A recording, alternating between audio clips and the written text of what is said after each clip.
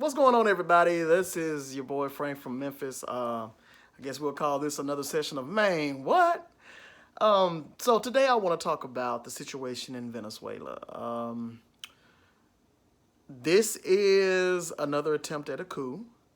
You can go strictly by the American playbook to see that this is what it is. This is what they always use. They always describe it as this humanitarian effort. And I mean, the first thing that jumps in my mind when you say humanitarian effort, being implemented by the United States is, you are the very ones that are separating children at the border, taking children from their parents at the border. You know, just that notion, just that action alone, why do you need to even separate or take these children away from their parents at the border? Why? I mean, why must you do that?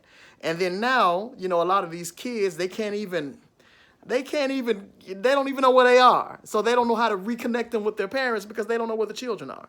But anyway, that's another story in itself. But humanitarian effort. Look at the history of Venezuela.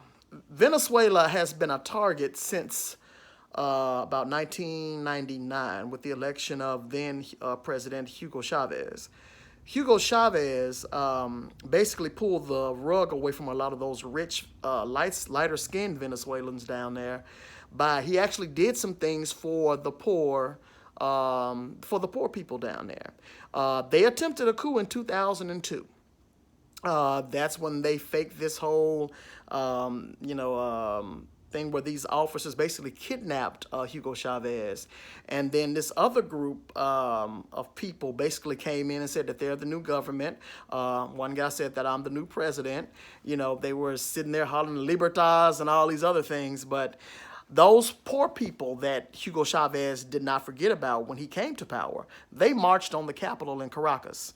And they demanded the return of Hugo Chavez. And I don't know if they have videos of it now, but you should actually go and look at that history because it's actually quite brilliant. It's a beautiful thing to see because those people said, we're not going to let you do this to us.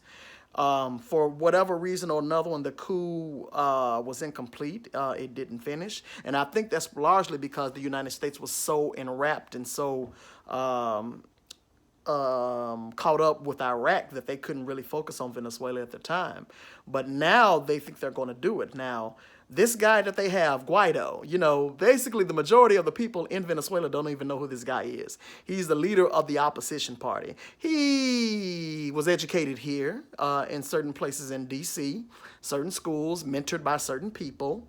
And then he shows back up in Venezuela as head of the resistance party. Now, this guy, from what I've read and what I've seen, didn't even run in the election. So how do we, as the United States, as the West, basically come in and tell these people who their leader is, even though he didn't run? How you're not elected, you didn't even run. And the people don't know you. But this is classic imperialism. This is exactly what this is. This is imperialism at its peak.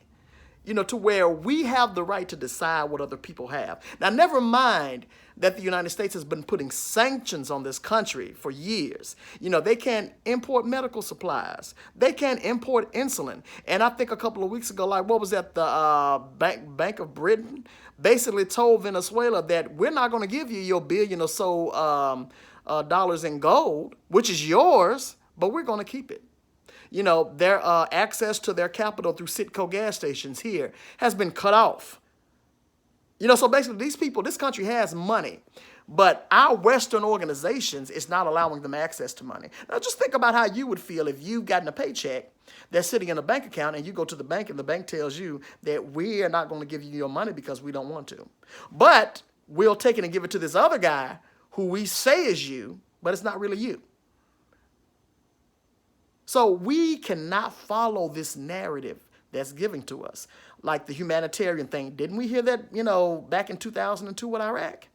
Oh, it's a humanitarian effort. Oh, it's this. Oh, we have to give aid. Why do you have to give aid to a country that you're trying to starve? Lift the sanctions if you want to help those people. And don't paint this picture to where Maduro is this, oh God, he's this dictator. I mean, look what we have in power over here. We just had a shutdown for 35 days where people did not get paid. People were not allowed to make ends meet. They were suffering. So when you get up here and you say stuff like, oh, well, we have to go over there because it's humanitarian efforts. No, it's not. This is an attempt at imperialism. They have resources under the ground that the West wants. It covets. That country has the largest oil reserves in the world, even more so than Saudi Arabia. And you know what we do for Saudi Arabia. So don't allow them to manufacture consent.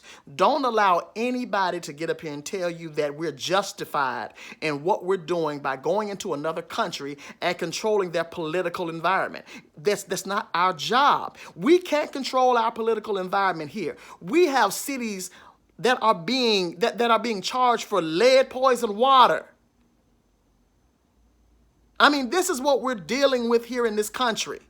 Capitalism allowed for an entire city of Flint to be poisoned on purpose because somebody wanted to dig another pipeline to a water supply. So do not dilute yourselves. Do not allow yourselves to be fooled by this war machine that is in place, that is beating the drums for yet another war that we can't afford. But yet in the same breath, our wonderful politicians, both Democrat and Republican, tell you how we can't afford any type of health care in this country because we have no way of paying for it. Well, how are you paying for these wars that cost a few $1 trillion?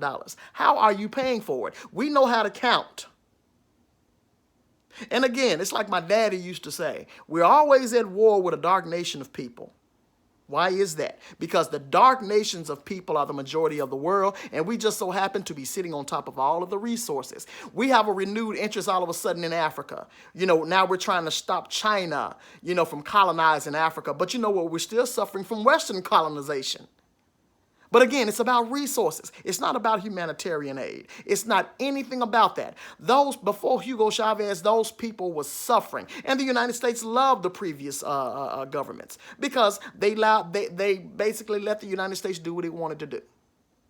You get someone like Hugo Chavez who said, no, we're actually going to put something back into our country. We're not going to let you rape our country. Oh, then there's a problem. Notice how this white nationalism or this white capitalism works to where we are required and expected to allow our bodies to be raped and maimed at their will. And if we dare fight back, oh, that's the problem. That's the problem. How can there be a problem when simple self-defense is not allowed? But you see the thinking of white supremacy. You see the thinking of white male patriarchy. It is, I can do what I want as a white man, and you should not do anything to stop me. You trying to stop me is against the law. But now you see how that doesn't work. I was listening to Baldwin when Baldwin made this point about how, we hear white men yell, give me liberty or give me death. And we clap and we celebrate and we rally behind them. But when people of color or black people do it, we kill them. We kill them. When dark nations say we're not going to let you rape or pillage us anymore, it's regime change time. So what if Venezuela decided it was time for a regime change here in this country? What would we do? We would have a fit. We would act almost, you know what these people will do. You've seen it. You've seen the response to just having a black president elected. And I have serious problems with Obama. But look at the reaction that was had. Look at it. Look at what was said about our president. Look what was said about his wife and his kids. The disrespect. I mean, do we remember that first State of the Union when the guy yelled out and said, you lie, right there in the State of the Union to the president? Again, this whole notion of what's happening in Venezuela, this whole notion of regime change is just an attempt to manufacture consent for us to go into yet another country full of black and brown people and steal their resources and rape them and rob them and do what we want. Notice now we have the trifecta of tyranny. But, 15 years ago, we had the axis of evil. You notice how they're just taking out words and inserting new ones. It's the same play. It's the same foolishness where we get to decide, or not even us, but our oil companies, our corporations are using the government and the army to do what they want. And guess what's going to happen? Who's going to be the ones that go over there and fight? Get maimed, get injured, psychologically destroyed. And then you come home and guess what? You ain't getting no services because they're going to cut that. And then those same people that sent you over there are going to say, oh, well, you know what? See, this is why government doesn't need to be involved in anything. And then they're going to give the contract to their little corporate friends who's going to treat the people even worse. So that's why we don't even need to go into that. And then for the life of me, humanitarian effort, when you are separating kids at the border, when black people, men, women, and children are still being shot dead in the middle of the street for doing nothing other than the fact of just walking down the street. No, we can't. We cannot stand for this. We cannot. And again, look at these histories. Go and look up the history of September the 11th, 1973. When we basically said that Allende down in Chile was not suitable for us. So we took him out. And then Pinochet came in and massacred those people for the next, 20 some odd years? They're still finding bodies for what Pinochet did to those people. They're still finding bodies. But somehow we're justified to go down to Venezuela. Oh, and now all of a sudden you hear the language. Oh, Maduro is a dictator. Oh, God. The common words. He's a dictator that was elected. Jimmy Carter said that Venezuela has some of the freest elections in the world. And here we are fighting over voter suppression.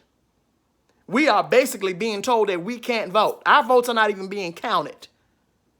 And nobody, even the Democrats, don't even want to take that battle up. But yet the Democrats will blame us for not winning an election, but won't fight for the voter suppression.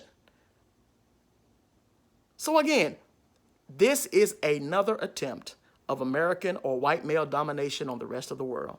We cannot stand for it. We cannot believe it. And what's just so funny about it is that it's being done the exact same way. So remember I said in another video about memory. We have to have memory.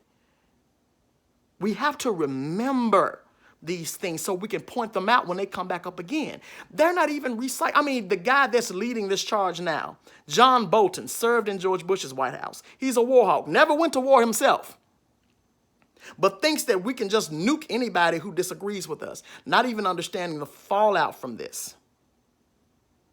We cannot allow for this to happen again. We cannot fall asleep. We cannot be so focused on getting rid of Trump, as they say, that we completely ignore what's happening. Because their foreign policy is nothing but an extension of domestic policy. What you have done here in America with black groups in particular, and native groups as well, that you don't like, what do? You break them up. You destroy the leadership. You do all of these things. And we cannot, this is the same exact thing. So I just want us to think about that. Manufacturing consent. Look up these histories. Look up the history of Hugo Chavez. Look up the history of Venezuela. Look up the history of Chile, September the 11th, the September the 11th before our September the 11th. Look up these dates. Look at what happened with Iran, with the Shah. Look at what we have done to these countries. And then we have the nerve to holler dictator here. We have to go liberate them. It's human rights. These people care nothing about human rights. Nothing at all. I mean, we're still here in this country and they're still trying to regulate what a woman can and can't do with her body because they don't agree with it. We're trying to tell people how they can and cannot live in their own houses. But then we're the moral experts? No, that's not how this is played. So we're going to give a what to that? Look up your history. Look up our history. Keep up with it and have memories. All right. That's all I wanted to say today. Peace out, y'all.